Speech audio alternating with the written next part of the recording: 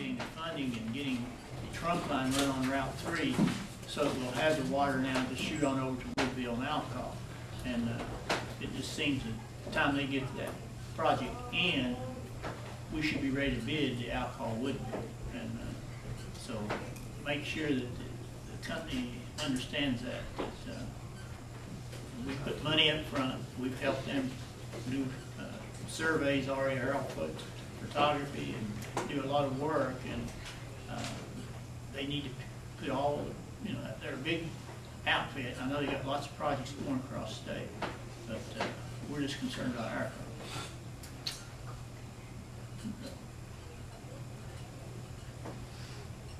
400 and some customers in that one project, so it has to be done.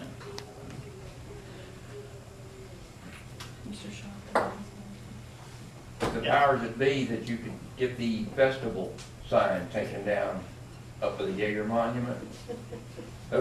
I'm like on a sign patrol. I always look at them because I consider signs, whether they're wooden or what they're made out of, even garage sale signs, they are litter. They did not come up out of the earth. They're not part of it. So when you have an event July 1st through the 4th, and here we are at the 15th, it needs to be taken down. He's getting ready to put more signs over top of those for the fall festival. I thought the same thing Okay. as one at Salt Rock. I saw it the day before yesterday. I thought, well, that thing needs to come down. He'll take that down and just put a new tarp thing up. I look at everything. Yeah. Well, we need people like that. Well, some of us just go blindly. The other night at the Lions meeting, they were talking about putting up some historical signs, and I was sitting there listening, and I was thinking, we've already got some, but they're not even being taken care of. Some of them have turned green with mold, they need to be washed. Some of them you can't even hardly see for the weeds are over them. So here they're wanting to put more up, and they can't take care of what they got. Need to do both. Take care of what we got and more. Yeah, I'm gonna start something on that, I think. If I can get my Like driver I to say, take don't me out. overdo it, because now you depend on the chauffeur there. So Mm-hmm. she might start charging you. There's one other thing, Charles, that I don't know if anyone has been to the Cold River since the structures have been put in down the Cold in Lincoln County. It's absolutely fantastic. It looks like Williams River. It sounds like Williams River. But they have, I'm gonna say maybe a class 2 rapids there in a couple of places with 30 feet. And how they get that done with coal company help? That's, yes, with coal company help, and the Coal River Group was instrumental in getting that mitigation money, which you guys helped the Coal River Group, so it all comes around. But if you guys ever get a chance to come down through it, I have 10 kayaks, so if you want to come up and get a kayak and go down. So you go get this race at Rick's Yeah, talking you about? I'm too old. Old person's category, if we have it. But it is fantastic, and I would love for you guys Is this to, the big call or the little? the little cost. The little call. I just remember the coal company going to donate some of the stone or something, big Yes, they did. boulders and something. We did. Yes. A couple of weeks ago, I called the Department of Highways to, on the road that we live on, there's a part of the pavement that's broken off, and the weeds haven't been cut this year. And there's a section of it, probably 3 foot maybe, or more, 3 foot or more, that's because of the storms and things we've had, that's broken off. But you have notified them. I did notify them, and like I say, the weeds haven't been cut, so anyone that's not familiar with that road would Fall have a in the serious hole. accident. And I, It's on Left Fork Road. Is that north or south of Flat Creek? The road that's broken off is at Ed Collins, this way you go up the hill. Oh, that's. Donald knows where it's at. That's a bad spot. I've looked at it a couple you've times. been there. Oh, man. Weeds is an issue right now. Well, I mean, it's not just a little ditch. You go way down. I mean, you go Oh, yeah, And it it's would on go water, way it'll down. go way down. Down into the, So they could stick something in the hole, let people know it's there. Well, that's what I thought, you know, they put a marker or something Yeah, there. one It's flag's up very there. dangerous.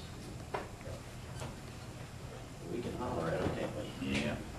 Dennis is usually pretty good to cooperate, but he's got more of his share probably to try to get done, but it's, I got calls last week too about the weeds being concerned.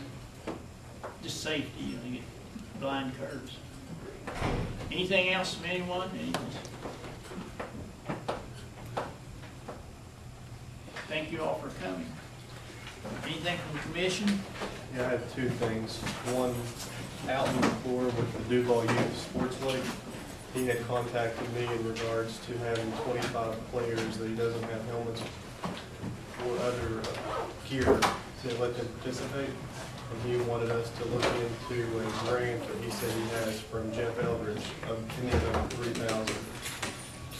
The other thing, just for the public's information, you know, we've been talking about the vacated seat when Senator Byrd passed away in the special election.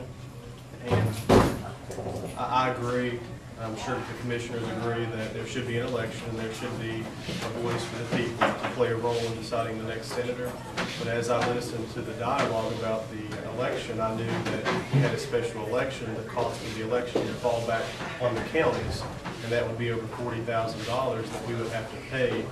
That would be money that we don't have already budgeted and would come out of the general fund. Well, the good news for the people in this county, the governor did announce that if a special election is held, that the state would pay for the special election, which would take care of us and save the $40,000+ in our general fund, so we can continue to do things like provide money for these youth athletics and other community outreach programs. So I just, as we talked about the special election, I didn't know if the people of the county realized there was a chance that we would have to pay $40,000+, but we don't have to. Or we're not supposed to have to. I guess it hasn't been fully Vote decided. today, I guess. That's all. On what Rick's talking about there, of trying to, and doing things and trying to get more focus and use of the campsite up at Camp Lakeview, I think that Dr. Smith has come up with the idea of a summit for health. At some point, this commission probably needs to maybe take a more active role. I heard Rick talk about trying to get more people maybe to get on the board and get involved.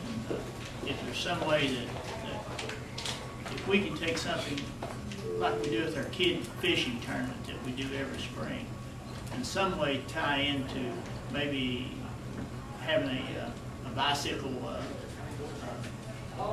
race or some kind of thing where we bring more people into the county that would go along with physical activity, but have it maybe a destination, be it Camp Lakeview or something, and have the commission involved in trying to provide, maybe some kind of trophies or some type of prizes, things that we could maybe have something, I don't know what, maybe even from Milton, come to Mud River Road all the way up to the dam, up to Lake Camp Lakeview, tied into some kind of event. But I think that there is such beauty up there, and Mike sent me and other people a picture this week, just where he had taken a picture of it. I'm not sure what was, a crane or I forgot what.